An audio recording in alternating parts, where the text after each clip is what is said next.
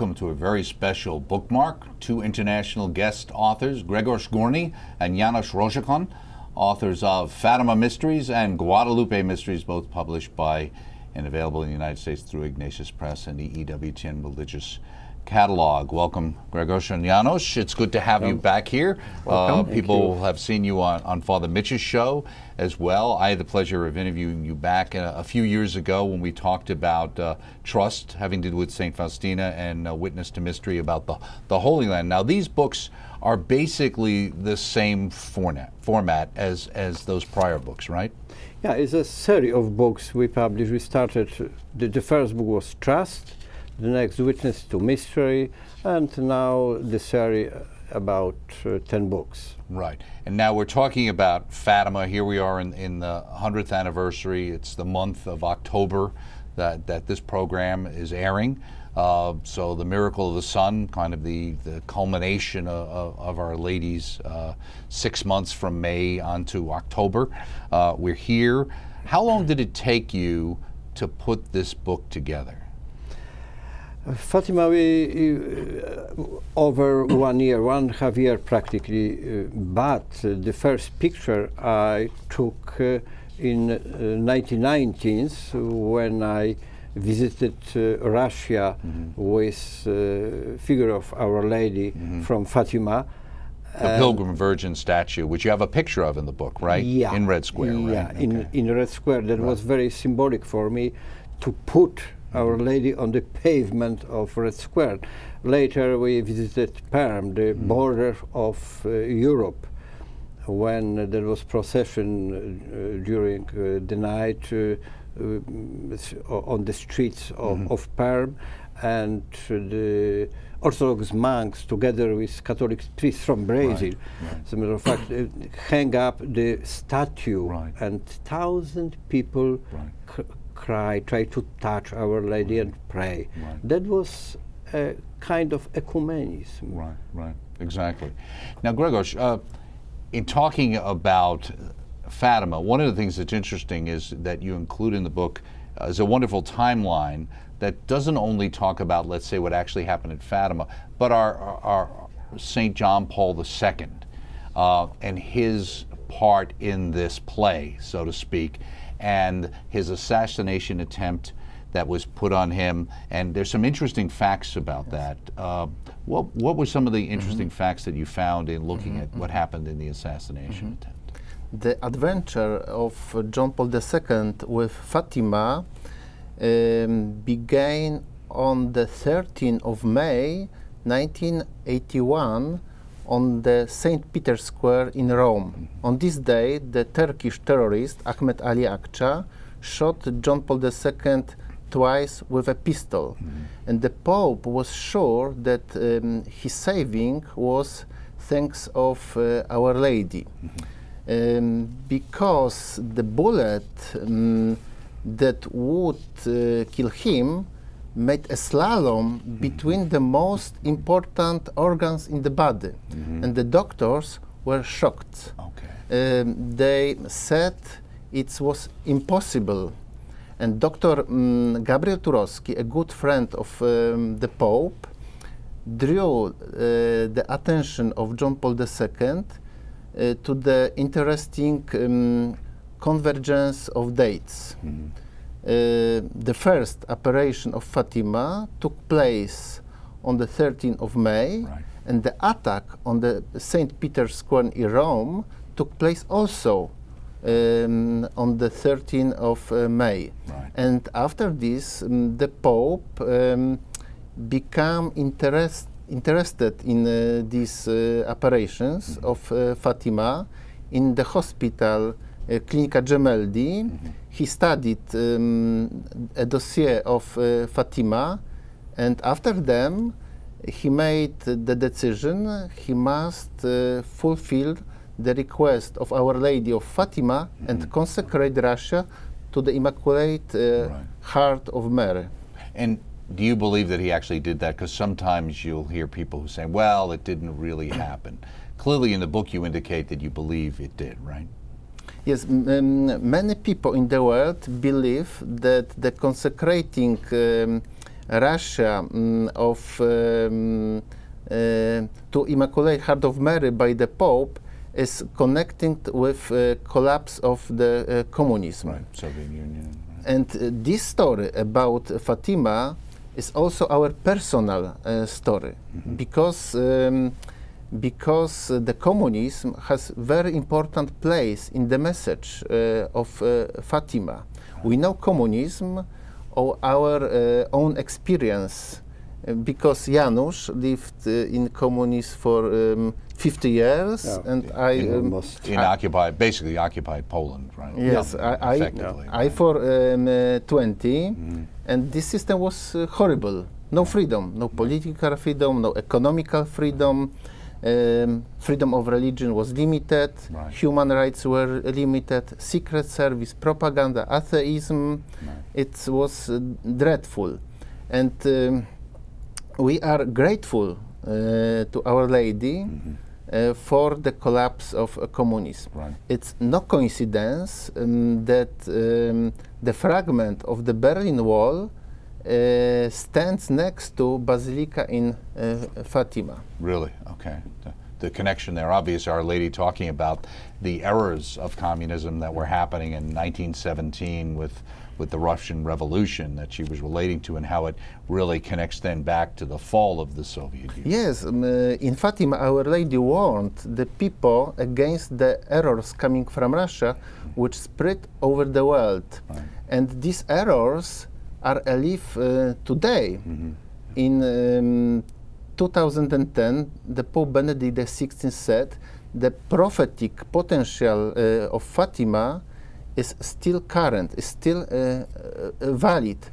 And who should we understand it? The errors of Russia, the legalization of abortion, the sexual revolution, the cultural Marxism are also the errors coming That's a good point, right? from Russia. Point to think about that, right? In 1920, the Soviet Union was the first country in the world to legalize the abortion. Right. The sexual revolution was initiated in the Soviet Union. This concept was first introduced and first used by Bolsheviks in Moscow. The first gay parade in the world took place in Petersburg of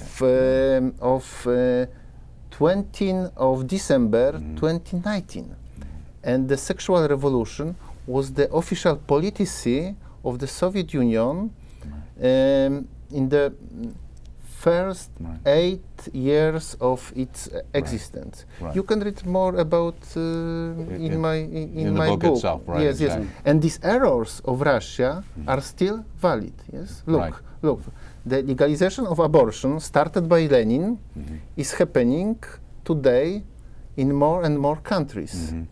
The sexual revolution started in the Soviet Union is enjoying great success in the whole world. The cultural Marxism is alive, in educational programs, media, the system of law, and if the error of Russia are alive, that the message of Fatima is still valid, is still current. Right, exactly, and that's what Our Lady's message is about. And one of the things that is interesting, Janusz, in talking about what Grzegorz talked about, the idea of the actual assassination, one of the things that's interesting is the fact that not only the slalom of the bullet inside, but the idea that during the second shot, Grzegorz said later he felt someone pulling his arm.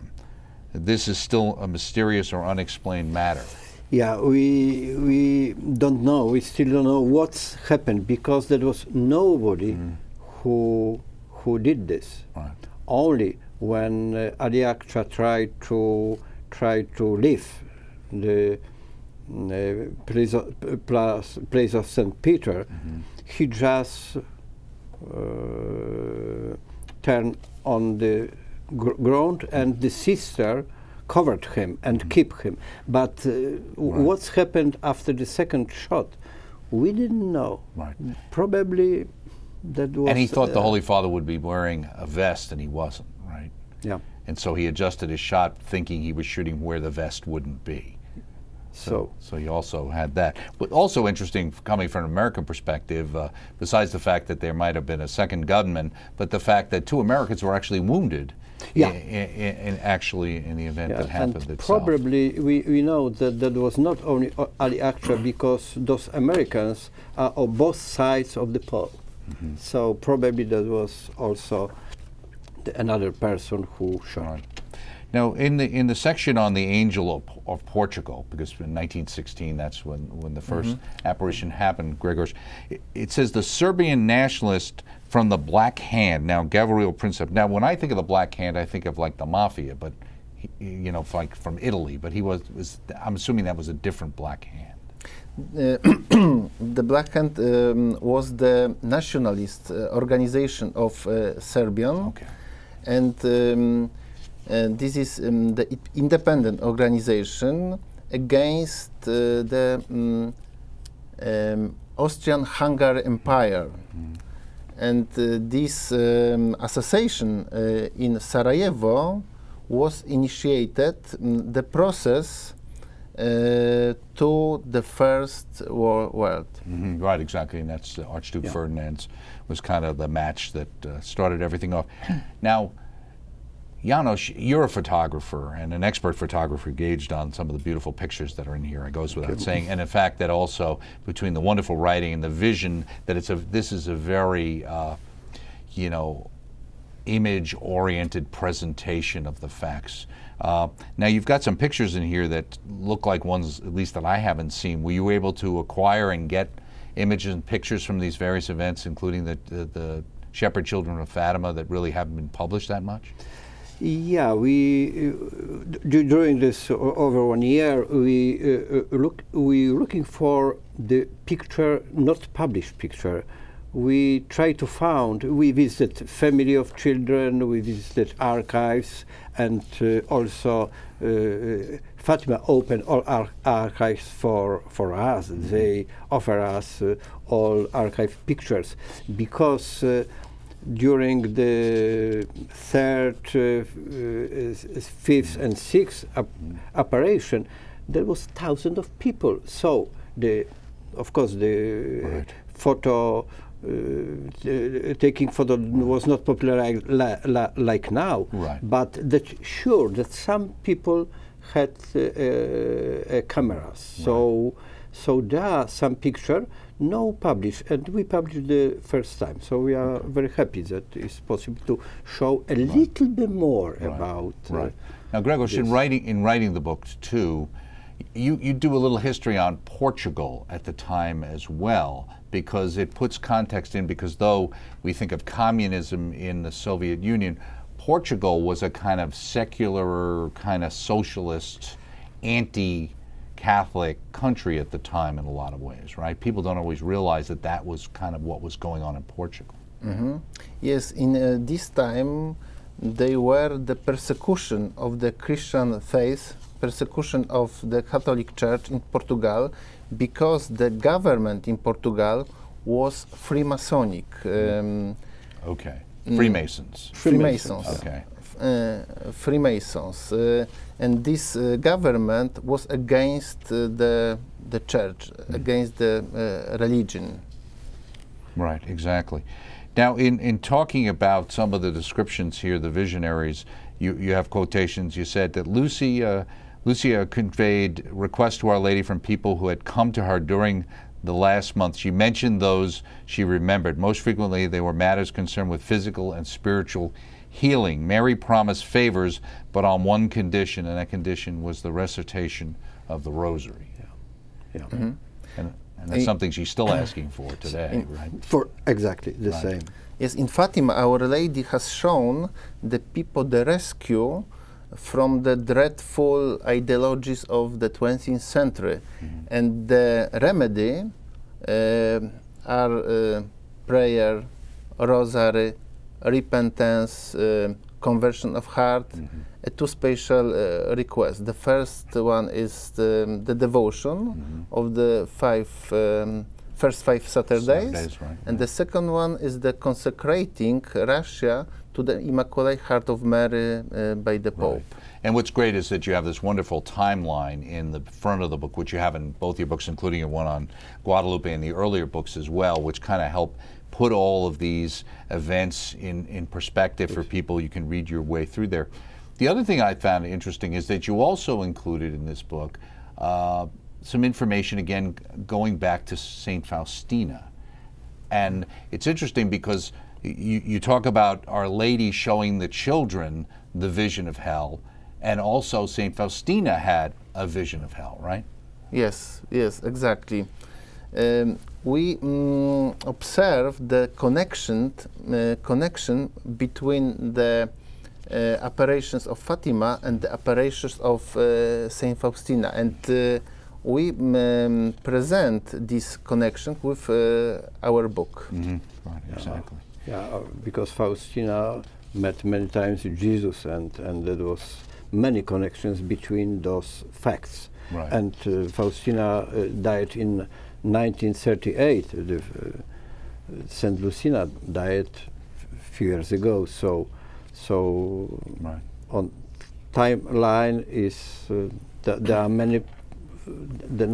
many points right. for. Well, it's interesting too, because in the multiple timelines you could see, in a sense, Our Lady coming at a point in time when Russia is spreading its errors. Yeah. We see Faustina with Divine Mercy coming right before World War II, right before the horror that's going to envelop certainly the world, let alone, and initially Eastern Europe, Poland being the one who basically took it on the chin first in September 1st of 39. So in that sense, you can see Our Lady just doesn't come, you know, just decide to show up. You know, when she comes, it has meaning, and it relates to what's going on in history. It's not out of history. And you can see that, I think, in your timeline, your connection. You also say in here, as Our Lady was departing, I thought this was, Lucius shouted out that if anyone wanted to see her, they should look eastwards. People looked in that direction and saw something like a bright cloud disappearing into the distance. Like, yeah, the same happened 6 times. So,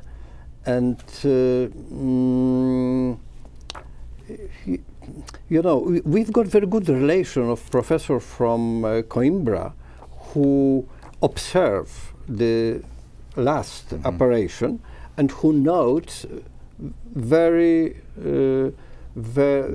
precisely.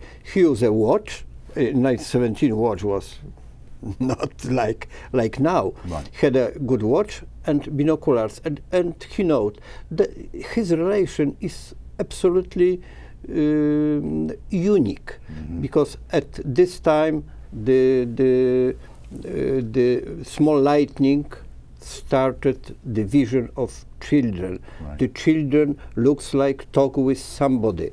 The Lucia at that time tell people, please close the umbrellas. That was a heavy rain. Right. People were completely wet. And this time the sun started to dance, etc., etc. This time the sun started to fall down, and people started praying because was afraid. They thought it was the end of the world or something. Yeah, thought, the end of exactly. And this relation is very, very good. We don't know. The professor was atheist, Mason, or Catholic, but doesn't matter. He just know, like good reporter. Right. And, right, exactly. And what was important, there were 60,000 people, witnesses of miracle of the sun. Right. Yeah. This is very important. Yeah. Right. And in Fatima, but not far away from Fatima, the next 30,000 observed this. So there was no hallucination. That happened. We are sure. Right. This miracle happened. Right. And it's interesting too, and I'm assuming because of your background, your homeland, you do have a very strong connection, and you spend a lot of time in the book showing the connection between Russia and the message of Fatima. I mean, is this the battleship Potemkin I see in the beginning here of the Russian Revolution? There's some beautiful photographs, etc., into that. So just before we're out of time, I wanted to mention, as we can move quickly from Fatima Mysteries to the Guadalupe Mysteries, we're in October, obviously it's the 100th anniversary, but we're coming up on, you know, December 8th through the 12th, where obviously we have the events related to Our Lady of Guadalupe coming up, and Juan Diego. And again, you have a wonderful timeline in here that really puts it in perspective when St. Juan Diego was born in relation to when Cortez and them showed up, as to when Our Lady's apparition happened. One of the things I found really interesting that you had put in the book was a little map that showed the kind of the path that Juan Diego took back and forth to where he lived in relation to where the apparition was, and how he tried to avoid her when he was trying to get the priest to help his uncle. Okay. Mm-hmm. Yes. Right. Yeah, the map is in the book because Juan Diego lived about over 20 kilometers from the Tepeyac Hill. From Tepeyac Hill, he started at 2 a.m. to go to the cathedral in Mexico, because his uncle asked about help. Please help me. I died in few hours, so I need a priest, because fortunately all family of Juan Diego was baptized. Right.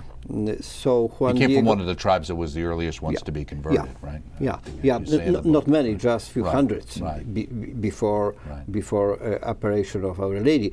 So Juan Diego decided to go to on another side of Tepeyac Hill, because he saw that if I met those lady, she stopped me and my uncle died. So I have to, but. And he wanted to fulfill his uncle's wish to. Yeah. But then Our Lady obviously told him, "Don't worry, your uncle is okay." Yeah. And as you talk in the book, when he talked to his uncle said he was visited by Our Lady, right? Also. Right. Yeah. So not only Juan Diego see Our Lady, but also uncle. Right. So we've got not 4 but 5 apparitions of Our Lady. So yes, and Our Lady said, Juan Bernardino, the uncle of Juan Diego, said her name. Yeah. She is Guadalupe. Guadalupe, Our Lady of Guadalupe. Yeah, not Juan Diego, but uncle. The uncle. She tell uncle, I'm Our Lady from Guadalupe. We don't know what means Guadalupe in Nahuatl language, but we know shrine. We presented the shrine Guadalupe in Spain, when Columb and Cortez pray before his trip to New Land. And that was the connection there. Yeah. And it's interesting, again, as in the Fatima book and as in the book you did previously in St. Faustina, obviously Our Lady came at a time when something else was going on in Europe, right? Yeah. In the sense of the Reformation, in the sense of so many people leaving the Catholic Church at the same time, that this was happening in the New World. Yes.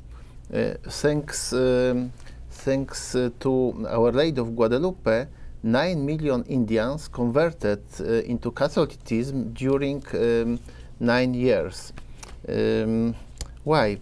Because on the image of Our Lady of Guadalupe, we can see a lot of signs and symbols. And Aztecs knew these signs and symbols because they used the pictographic writing. That's what they were used to. Yes, yes, and this pictographic writing was very clear for Indians, for Aztecs, and they read it out, the message from heaven. Right. For example, the Saint Mary on the image obscures the sun. What does it mean? That means she is more powerful than the sun. He doesn't have a mask on her face. She is a woman, not a god.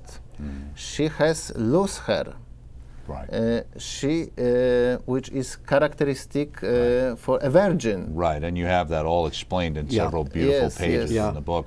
Kind of like how the Aztecs would have seen it, and also how how the Christians saw, the particular images as well. And so when doesn't mean all together, the Saint Mary is woman, virgin, mother of God, and this God is more powerful than all gods in the universe. And just before we go, because we're out of time, the one connection I didn't realize was the Battle of Lepanto, in the sense of the relationship to that it was Our Lady of Guadalupe that they had called on the ship of the